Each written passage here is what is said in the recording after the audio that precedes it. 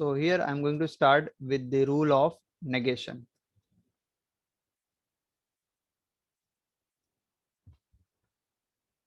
Negation. So negation of conjunction.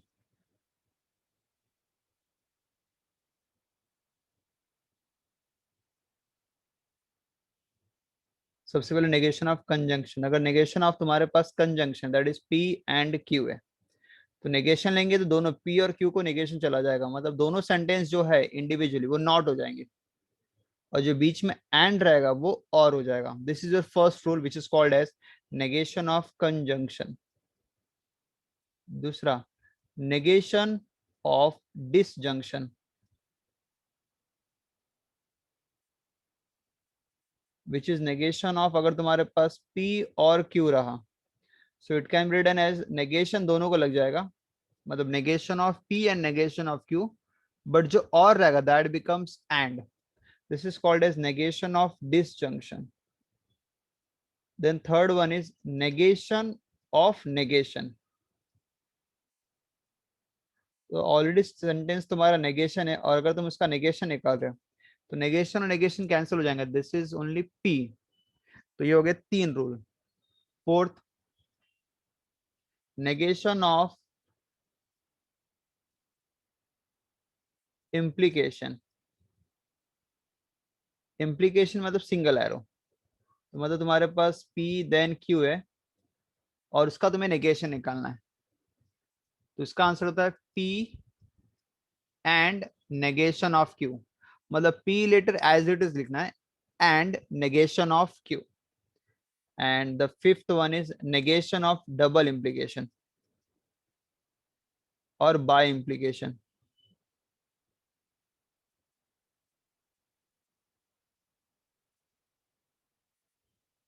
Double implication या bi implication, तो उसमें तुम्हारे पास क्या रहेगा, नेगेशन निकालना है and we have a double implication, तो इसका आंसर आएगा P and negation of Q और negation of P and Q. मतलब P एंड Q पे नेगेशन, या P पे नेगेशन और Q अकेला वैसे ही लिखेंगे. So these are the 5 rules that we are going to use in the negation or to find the negation of the statement. So 5 rule एक बार याद कर लो. नेगेशन ऑफ, एंड रहेगा तो और हो जाएगा, और रहेगा तो एंड हो जाएगा. नेगेशन ऑफ नेगेशन रहा तो कैंसिल हो जाएंगे. नेगेशन ऑफ इम्प्लीकेशन मतलब नेगेशन ऑफ इम्प्लीकेशन मतलब P and negation of Q, ये इंपॉर्टेंट है. और डबल इम्प्लीकेशन रहा तो P and negation of Q और negation of P and Q. So these are the 5 rules. So याद कर रखना इसे. So here we are starting with the negation. So let's start. All these stars are shining if it is night. If it is night. So यहाँ पे एक P लेंगे statement और एक Q लेंगे, ठीक है. So first इसको जरा रीराइट करो, क्योंकि इफ कभी भी स्टेटमेंट में पहले आता है, तो अगर मैं इसको रीराइट करूं, if it is night then all stars are shining. ये मैंने बस उसको रीराइट किया है. तो कभी भी इफ वर्ड आ जाए तो हमेशा पहले वाले सेंटेंस को पी लेना है और दूसरे वाले सेंटेंस को क्यू लेना है. Q, it is night, and then Q, all stars are shining, या all the stars are shining.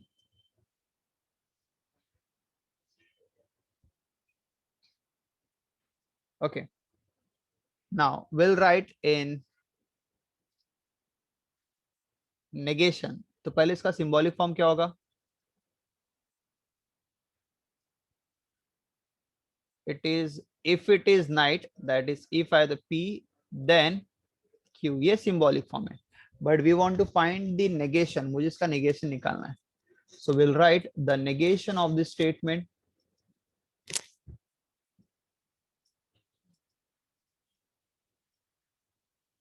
Negation of the statement, तो नेगेशन कैसे निकालेंगे? तो will have to write negation of P then Q. तो जो statement दिया हुआ है मुझे उसका नेगेशन फाइंड आउट करना है, मतलब बाहर I will put negation sign, and यहाँ पे फिर नेगेशन का रूल अप्लाई करना पड़ेगा. तो 1 2 3 फोर्थ रूल है negation of P then Q. It will be P and negation of Q. तो ये मेरा इसका नेगेशन हो गया. अब इसी को वर्बल फॉर्म में बोल दो. पी मतलब it is night and all the stars are not shining. Negation है ना, सेकंड वाले सिर्फ क्यू का ही है. All the stars are not shining.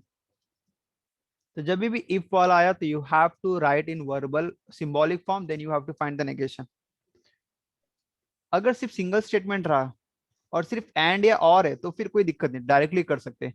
सिर्फ इफ वाले सेंटेंस को सिंबॉलिक फॉर्म में कन्वर्ट करके then you have to find the negation. अभी जैसे सेकंड क्वेश्चन लिखा है all n belongs to n plus 1 is greater than 0. तो यहाँ पे all है, पहला ही all है, तो all का हो जाएगा sum, that is sum of n belongs to n. Sentence को नेगेटिव करना है. n plus 1 greater than 0, इसका मतलब n plus 1 is not greater than 0. n plus 1 not मतलब हो जाएगा ग्रेटर नहीं है, तो मतलब लेस हो सकता है या तो इक्वल भी हो सकता है. याद है वो ग्रेटर देन बोला है, तो इसका नॉट ग्रेटर देन का मतलब होगा ग्रेटर देन नहीं है. या तो ग्रेटर देन नहीं है इसका मतलब या तो इक्वल हो सकता है या तो छोटा भी हो सकता है. तो this is the negation of the answer. तो दिस इज माय नेगेशन. तो some of n belongs to n comma n plus 1 is less than equal to 0. तीसरा सिंगल सिंगल स्टेटमेंट डायरेक्ट कर सकते हैं. Some of n belongs to n square plus 2 is odd number. फिर से some आ गया, तो यहाँ पे लिखेंगे all of n belongs to n such that n square plus 2 is not an odd number. तीसरा some continuous functions are differentiable. If I'll find the negation, all continuous functions, sum का क्या हो जाएगा, all continuous functions are not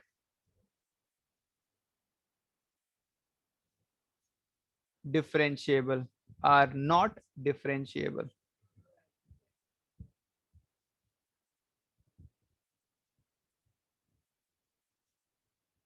okay okay.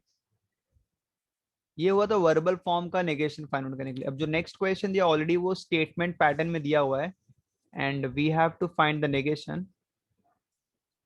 This is question number 2.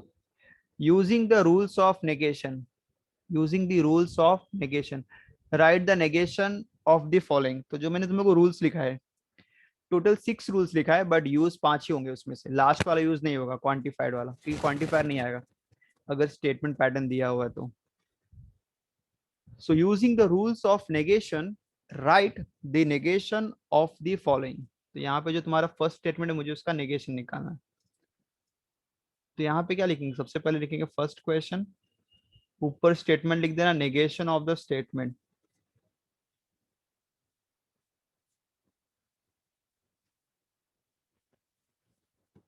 Negation of this statement. तो तुम्हारा statement क्या लिख के दिया, it is given as P then R and Q. P then R and Q. मुझे इसका क्या निकालना है, negation. Will do one by one. सबसे पहले अभी मेरे पास दो ऑपरेटर है, दो कनेक्टिव्स है, एक देन भी है और एक एंड भी है. बट देन क्या ब्रैकेट में, तो उससे बाद में सॉल्व करेंगे. पहले जो बीच में एंड है वो इंपॉर्टेंट है मेरे लिए, मतलब इन दो के बीच में एंड है. यहाँ पे हम लोग क्या करेंगे, we are going to apply negation of conjunction. तो कंजंक्शन में तुम्हारे पास क्या रहता है, दोनों को नेगेशन लग जाएगा, मतलब नेगेशन ब्रेक होगा पहले को भी और दूसरे को भी, और जो एंड रहेगा वो और हो जाएगा। तो यहाँ पे मैं लिख रहा हूँ ये मेरा पहला स्टेटमेंट है और ये मेरा दूसरा स्टेटमेंट है। तो it will be negation of first bracket, and का हो जाएगा और, and negation of second which is already Q है। एंड यहाँ पे मैंने कौन सा रूल अप्लाई किया, नेगेशन ऑफ कंजंक्शन। तो using the rule means you have to mention the rule कि तुमने कौन सा रूल अप्लाई किया है। This is negation of conjunction.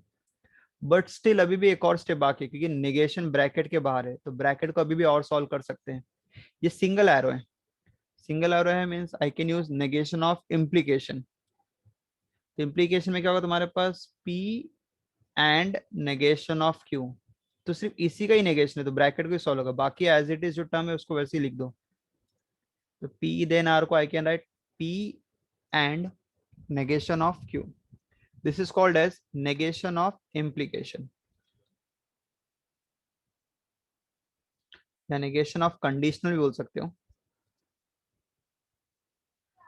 implication। तो यहाँ पे मैंने पूरा ब्रैकेट सॉल्व कर दिया, 2 स्टेप में तुम्हारा आंसर आ गया।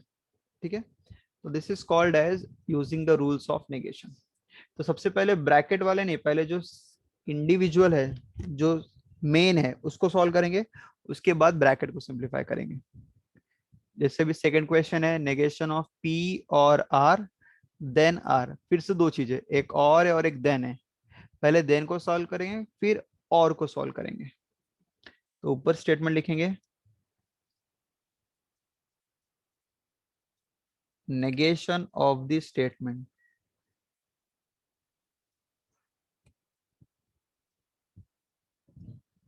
तो जो तुम्हारा स्टेटमेंट है, नेगेशन ऑफ पी और क्यू देन आर, मुझे इसका नेगेशन निकालना है। ठीक है, सबसे पहले सिंगल एरो मतलब नेगेशन ऑफ इम्प्लीकेशन।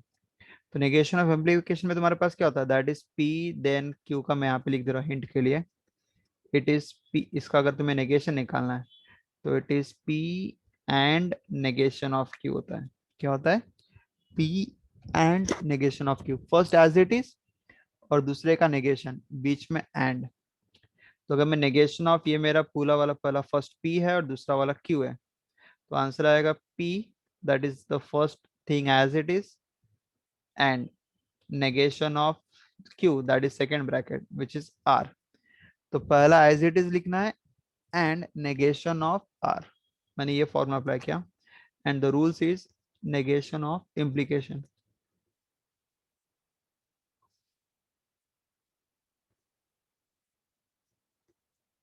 स्टिल अभी भी ब्रैकेट है, तो तुम्हें ब्रैकेट सिंप्लीफाई करना पड़ेगा। और ये ब्रैकेट में और दिया, मतलब नेगेशन ऑफ डिसजंक्शन अप्लाई करेंगे,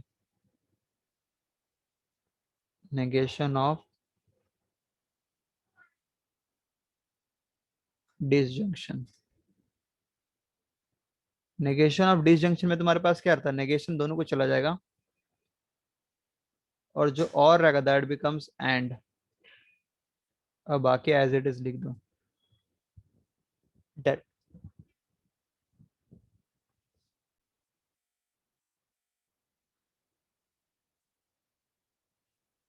negation of P and Q and negation of Q or negation of R.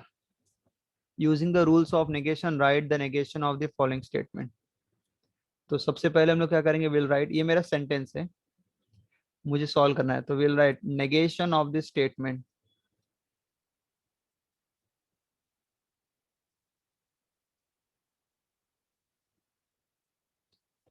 तो जो नेगेशन हम लोग फाइंड आउट करने वाले हैं, which is negation of the whole thing, negation of P and Q, negation of Q और negation of R। ठीक है, let's apply one by one rule apply करेंगे। सबसे पहले बीच में एंड दिया, तो एंड का और हो जाएगा, नेगेशन दोनों को लग जाएगा। And this rule is called as negation of conjunction.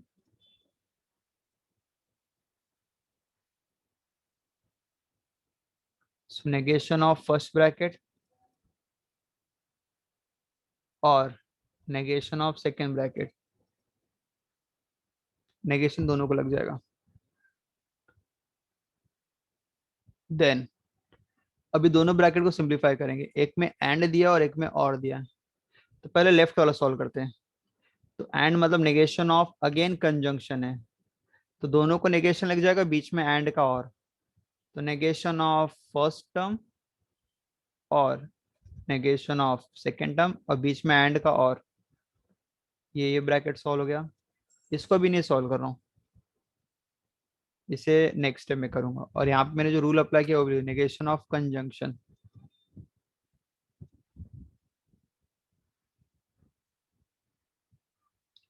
तो यहाँ पे negation of negation P, negation Q, और यहाँ पे नेगेशन ब्रैकेट ओपन करो, मतलब जो और है वो बन जाएगा एंड, और नेगेशन दोनों को लगेगा। That is negation of first term and negation of second term. यहाँ पे और का एंड हो गया, this is called as negation of disjunction.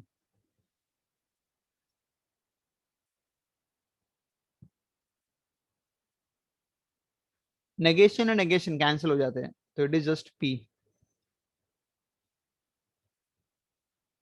Negation और negation cancel, it is just Q.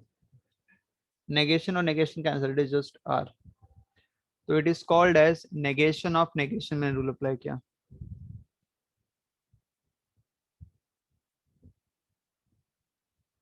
Done, and this is your answer, final answer. इसमें सबसे पहले मैंने मिडल वाले को चेंज किया, फिर दो ब्रैकेट थे बट एक में एंड था और एक में और था, तो दोनों एक साथ मत अप्लाई करो। पहले लेफ्ट साइड का ब्रैकेट एंड का मैंने और किया और दोनों को नेगेशन डाल दिया।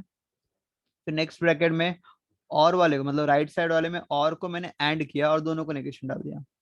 और लास्ट में जहां भी दो बार नेगेशन साथ में आ रहे हैं, दोनों कैंसिल हो जाएंगे। And the rule is negation of negation, that's it.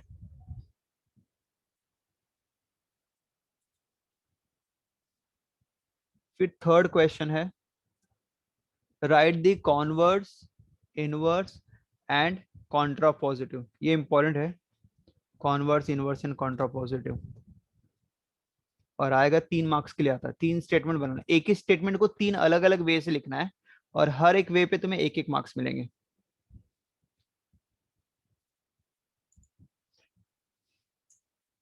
तो यहाँ पे मैं एक्सप्लेन कर दे रहा हूँ।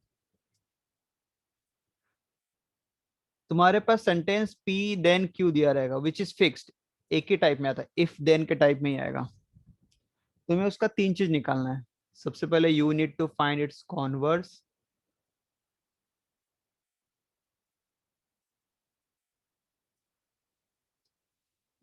इनवर्स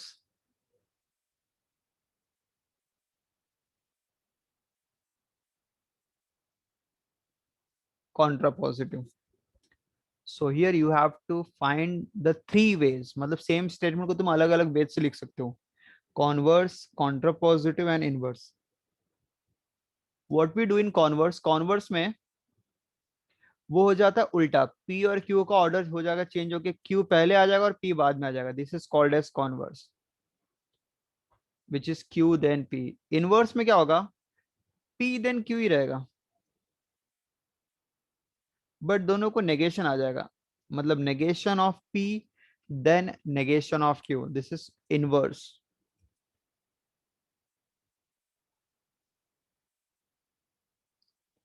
कॉन्ट्रा पॉजिटिव में पहले क्यू आ जाएगा फिर पी आएगा।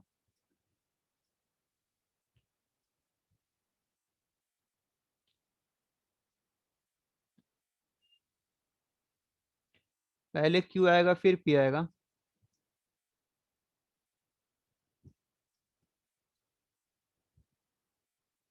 हाँ।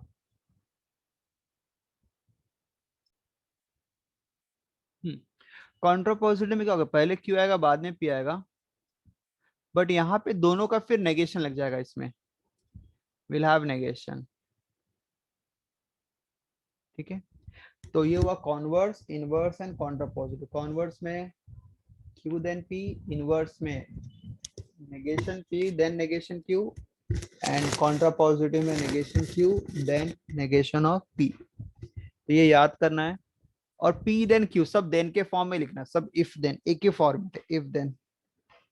तो याद रखो कॉन्वर्स और कॉन्ट्रा पॉजिटिव दोनों में सी सी आ रहा है, तो जहां पे भी सी रहेगा तो पहले क्यू लिखते हैं बाद में पी लिखते हैं। कॉन्वर्स, फिर इनवर्स, फिर कॉन्ट्रा पॉजिटिव। ठीक है, now let's start with the question. So और हर एक स्टेटमेंट का 1 मार्क्स, मतलब अगर एक क्वेश्चन आएगा तो 3 मार्क्स के लिए आएगा।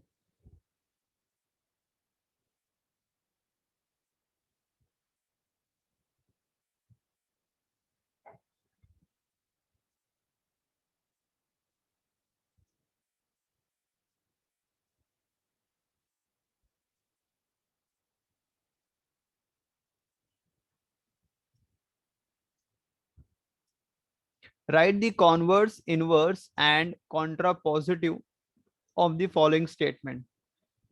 First question: if it snows, then they do not drive the car. If it snows, then they do not drive the car. तो इसमें दो स्टेटमेंट, एक P और एक Q। if के आगे जो रहेगा वो P रहेगा, it snows। Q then के जो आगे रहेगा, they do not drive the car। यहाँ पे तुम not को भी लेट कर सकते हो, they do not drive the car। क्योंकि मुझे आंसर ये नहीं है, मेरा आंसर है कॉन्वर्स, इनवर्स और कॉन्ट्रापोजिटिव। अगर क्वेश्चन में बोला तो सिंबॉलिक फॉर्म में कन्वर्ट करो, सिर्फ इतना बोला था, write down in symbolic form. तो P and Q must be positive terms, मतलब P it snows and Q they drives the car, तब नॉट नहीं लेते। और सिंबॉलिक फॉर्म में जहां पे भी नॉट स्टेटमेंट रहेगा वहां पे नेगेशन डाल देते। बट यहाँ पे मुझे सिंबॉलिक फॉर्म नहीं, यहाँ पे तो मुझे फाइनल आंसर से मतलब है कि कॉन्वर्स, इनवर्स और कॉन्ट्रा पॉजिटिव क्या रहेगा। तो जैसा दिया है पी इट्स नोस तो वो ले लेंगे, क्यू अगर नॉट है तो भी ले लो और नहीं रहा तो भी मत लो, मतलब नहीं लेना तब। तो जैसा पूरा स्टेटमेंट ले लेंगे पी एंड क्यू। अब मुझे आंसर लिखना है। सबसे पहले I have to write the converse of the statement. तो सबसे पहले फॉर्मूला क्यू देन पी हो जाएगा, मतलब पहले क्यू लिखने क्यू बोलेंगे फिर देन पी बोलेंगे। इसका मतलब अगर इसका वर्बल फॉर्म बोलूं तो if they do not drive the car, if they do not drives the car,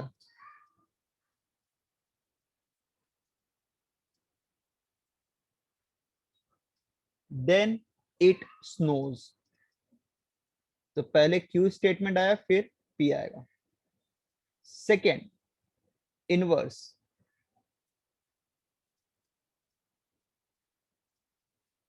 inverse inverse का फॉर्मूला क्या है, negation of P then negation of Q. मतलब जो क्वेश्चन है सेम उसमें ही दोनों में नॉट लगा देना है, मतलब दोनों स्टेटमेंट को उल्टा कर देना है। तो if it does not snow, it does not snow, ये मैंने पहला स्टेटमेंट को नेगेटिव कर दिया। देन उसमें ऑलरेडी नेगेटिव है तो नेगेटिव निकाल देंगे। Then they drives the car,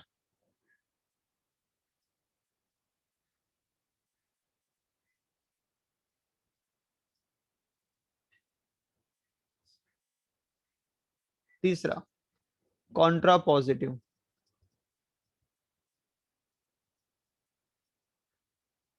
तो इसमें होता है नेगेशन ऑफ क्यू, क्यू पहले आता है और पी बाद में, लेकिन दोनों में नॉट रहता है। तो अगर मैं इसका स्टेटमेंट फॉर्म करूं, इफ नेगेशन ऑफ क्यू मतलब क्यू का negation, if they drives the car,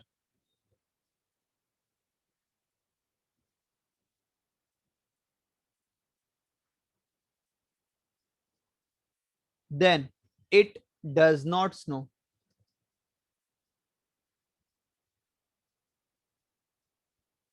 It is converse, inverse and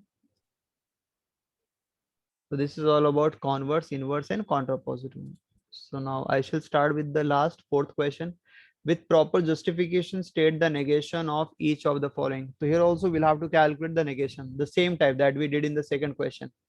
वही same, fourth में भी वही करना negation फाइंड। बट यहाँ पे sums थोड़े difficult हो गए comparatively।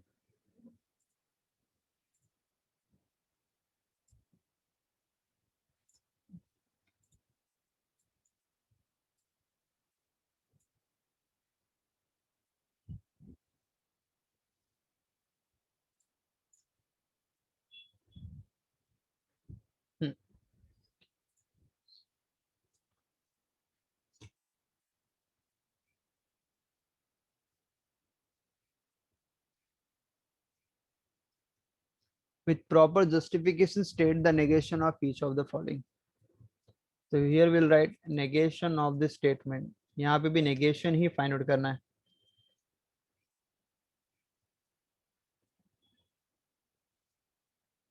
तो जो पहला स्टेटमेंट दिया उसका नेगेशन निकालना है मुझे. P then Q और P then R, इसका नेगेशन निकालना है. सबसे पहले बीच में जो और दिया है उसको चेंज करेंगे एंड में, और नेगेशन दोनों को लगेगा. That is negation of first and negation of second. तो यहाँ पे जो रूल है विल राइट नेगेशन ऑफ और का एंड हो गया. This is called as negation of disjunction.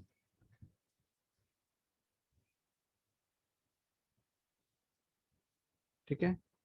अब ब्रैकेट सॉल्व करेंगे. दोनों में देन है तो दोनों को एक साथ, अगर सेम ऑपरेटर है तो दोनों को एक साथ सॉल्व कर सकते हैं. तो देन में क्या होता है, P and negation of second हो जाता है. सेम थिंग यहाँ पे भी P and negation of R, and this is called as negation of implication.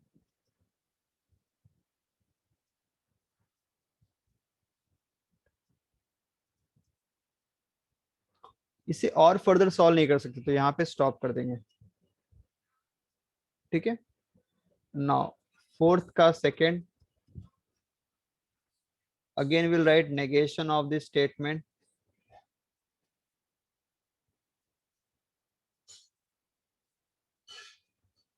तो negation of the statement second, that is P double arrow Q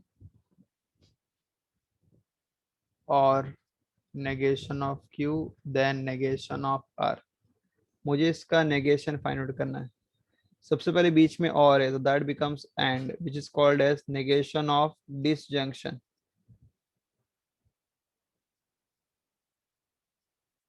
तो क्या हो जाएगा, नेगेशन ऑफ फर्स्ट टर्म बीच में and negation of second term.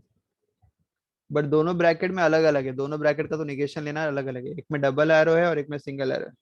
तो पहले double arrow which is called as negation of double implication.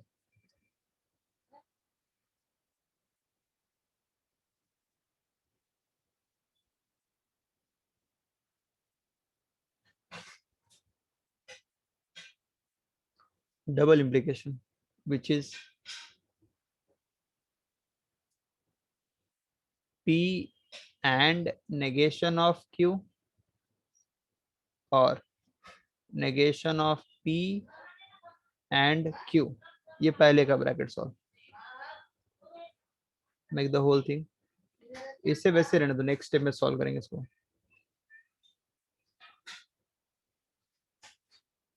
अब इसे ऐसे लिख दो.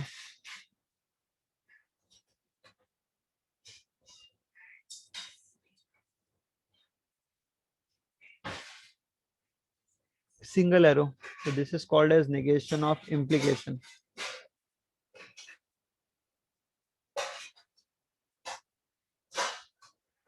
तो implication में तुम्हारे पास क्या था, first term as it is and negation of the second term. But second term already negation में है ही. तो first term and negation of second term.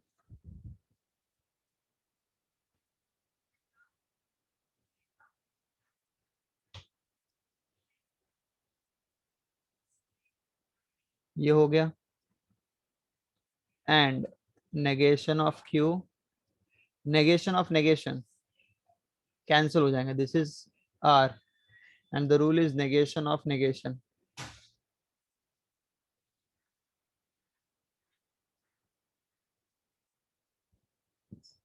This is second question.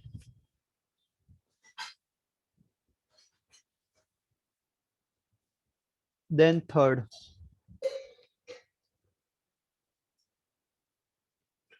negation of this statement.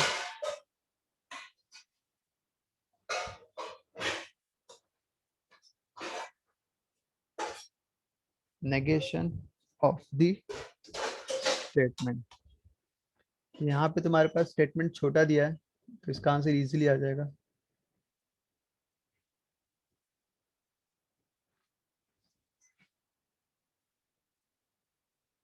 P then Q, इसका मुझे negation निकालना है।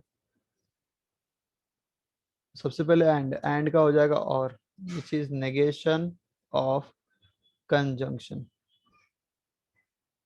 तो negation पहले को लगेगा, एंड का और नेगेशन ऑफ आर हो जाएगा।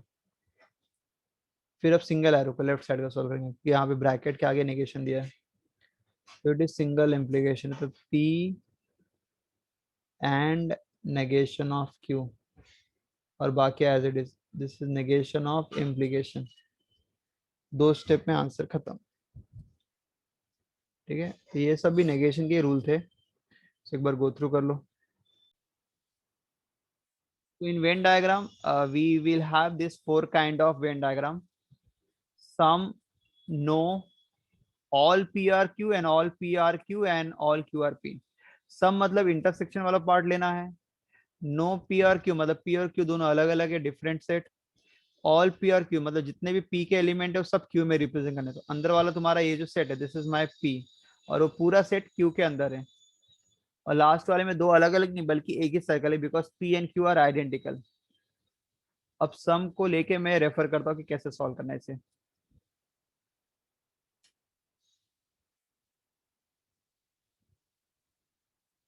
है बहुत easy, 1.10।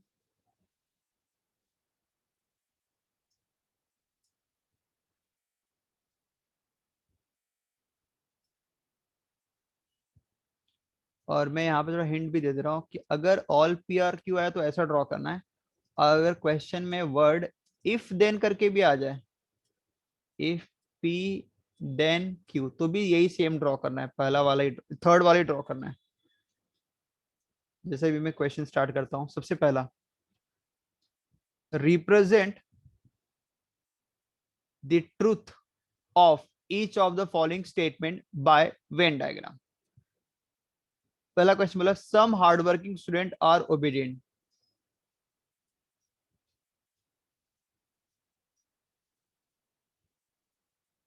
Some hard working are obedient. तो यहाँ पे स्टूडेंट की दो कैरेक्टरिस्टिक या दो प्रॉपर्टी, एक हार्ड वर्किंग आया और एक ओबीडियंट आया। तो यही दो को हम लोग पी और क्यू ले लेंगे जो क्वालिटी है। तो P represent, it is represent set of all hard working student.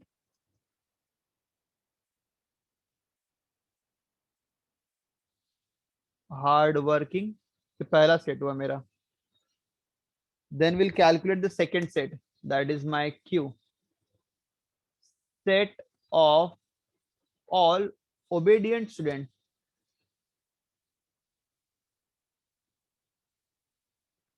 तो P set of all hardworking, Q set of all obedient, और U universal set, set of all student सब type के।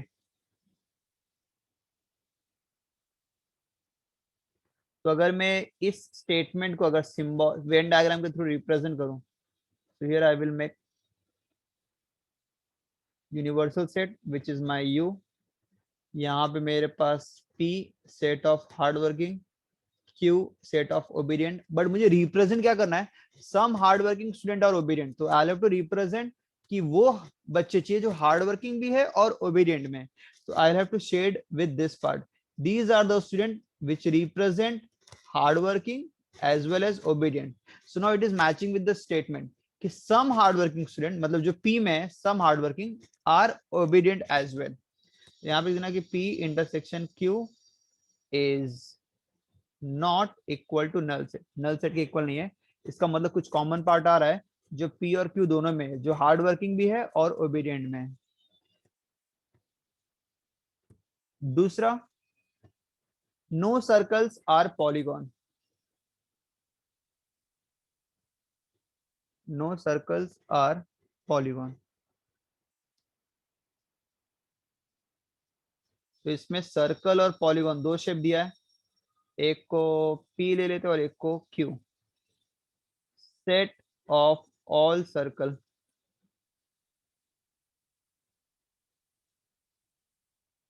Q set of all polygon. अब ये दोनों जो set है उसके लिए यूनिवर्सल सेट बनाना तो मतलब किस में बिलोंग करेंगे, तो set of all geometric shape, set of all geometric shape. तो उसके बाद अगर मैं इसको रिप्रेजेंट करूँ यूजिंग द वेन डायग्राम, तो स्टेटमेंट क्या उसके हिसाब से कौन सा फिट हो रहा है, वो जो चार डायग्राम मैंने बताया।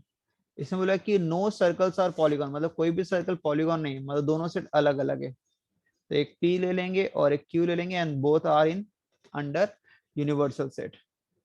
और नीचे लिख देना कि P और Q उसमें कोई भी कॉमन टर्म नहीं है, means they are null set, मतलब इंटरसेक्शन दोनों के बीच में कुछ नहीं है, zero.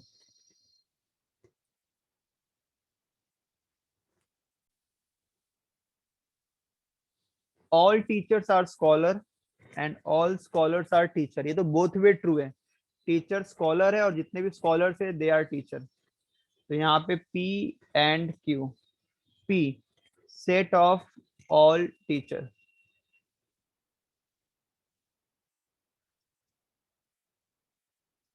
B Q set of all scholar, capital letter P, this is capital, set of all scholar.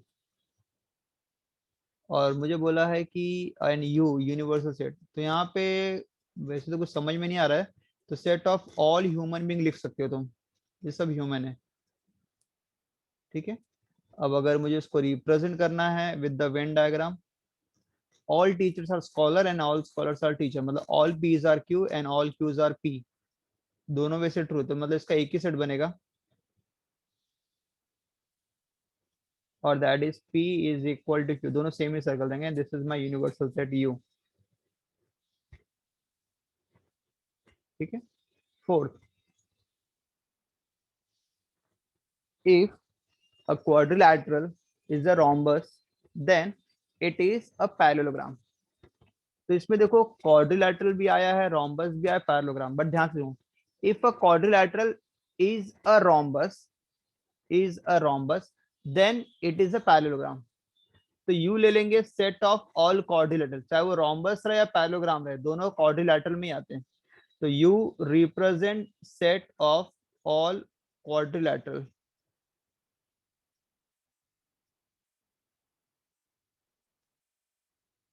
P represent set of rhombus and Q represent set of parallelogram। कभी भी इफ देन आया तो एक सर्कल के अंदर एक circle आएगा, जो पहला सर्कल रहेगा P वो अंदर आएगा और दूसरा सर्कल है वो Q बाहर आएगा, और U is the universal set. तो as you can see set of rhombus, मतलब जितने भी रोम्बस है सब पैरेललोग्राम में आते ही है, क्योंकि ऑल रोम्बस की जो भी प्रॉपर्टीज पैरेललोग्राम से फिट होती है, तो ऑल रोम्बस आर पैरेललोग्राम। तो जो अंदर रहेगा वो P और जो बाहर रहेगा वो Q। तो अभी भी इफ देन आया तो मतलब यही सेम ड्रॉ करना है, that is P is a subset of Q, P is a subset of Q, all rhombus are parallelogram. तो सेम स्टेटमेंट, कभी भी इफ देन आया तो यही स्टेटमेंट ड्रॉ करना है तुम्हें, ठीक है।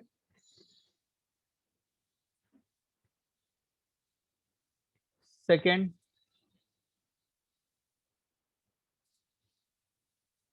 मतलब सब क्वेश्चन में तुम्हें वही वेन डायग्राम में ड्रॉ करना है, बस फिगर क्या आएगा तुम्हें वो थोड़ा सा चेक करना है।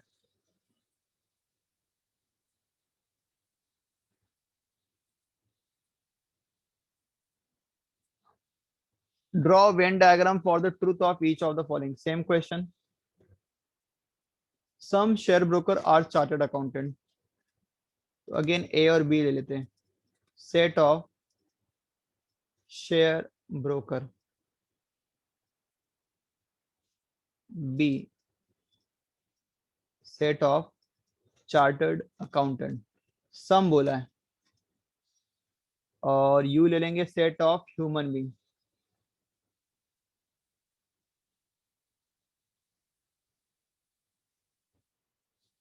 तो अगर मैं इसको सेट के थ्रू रिप्रेजेंट करूं, this is my P, this is my Q, some बोला मतलब बीच का पार्ट आएगा, तो some share broker are chartered accountant. तो यहाँ पे लिखना कि P intersection Q is not the null set, null set नहीं है।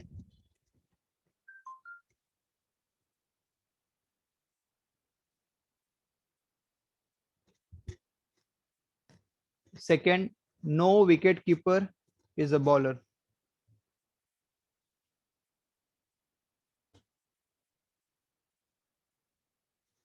No wicket keeper is a bowler in a cricket team. Same type question है।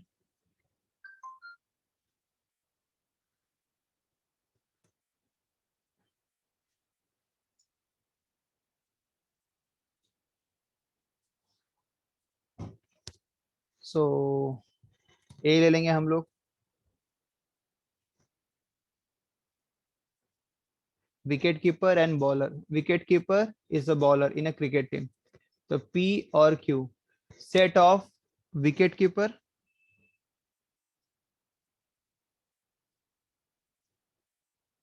Set of all bowler, and you ले लेंगे set of human being, all comes under human. No बोला है, इसका मतलब दोनों में कोई भी कॉमन नहीं, विकेट कीपर अलग बॉलर अलग under universal set, this is P, this is Q, और P इंटरसेक्शन Q में कोई भी कॉमन टर्म नहीं है, means it is null set. ठीक है। थर्ड, रिप्रेजेंट, अगेन वही चीज, represent the following diagram by statement by Venn diagram. Some non resident Indians are not rich, ये थोड़ा अलग है। Some NRI are not rich, in short ऐसा अगर मैं पढ़ूं तो P ले लूंगा set of NRI, that is non resident in Indian, and Q set of rich. अब यहाँ पे जरा ध्यान देना तुम्हें, अगर बोलो सम एनआरआई आर रिच, तो ये P, ये Q, और मैं बीच का शेड कर देता। ठीक है, लेकिन अगर बोला होता सम एनआरआई आर रिच, बट यहाँ पे बोला सम एनआरआई आर नॉट रिच, मतलब जो एनआरआई है बट रिच नहीं है उनको शेड करना है। मतलब P है बट Q नहीं है, Q नहीं है, तो मतलब मुझे वो सेट करना है जो P है, मतलब एनआरआई है but they are not rich, और Q रिप्रेजेंटिंग रिच, तो Q के बाहर जो भी रहेगा वो P है, मतलब एनआरआई है बट रिच नहीं है। तो दिस इज माय थर्ड का फर्स्ट का आंसर रहेगा। तो मैं थर्ड का, इफ देन आ गया, if then, if n is a prime number and it is odd, तो यहाँ पे लिखेंगे P, n is a prime number and n not equal to 2, then it is odd, क्यों लिखेंगे, n is odd number या set of all odd number।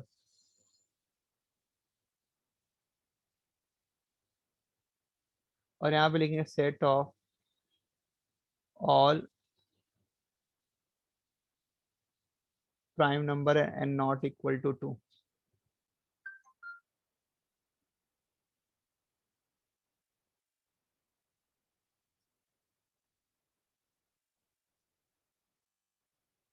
this is set of all prime number and not equal to q set of all odd number। ठीक है, and u set of real number।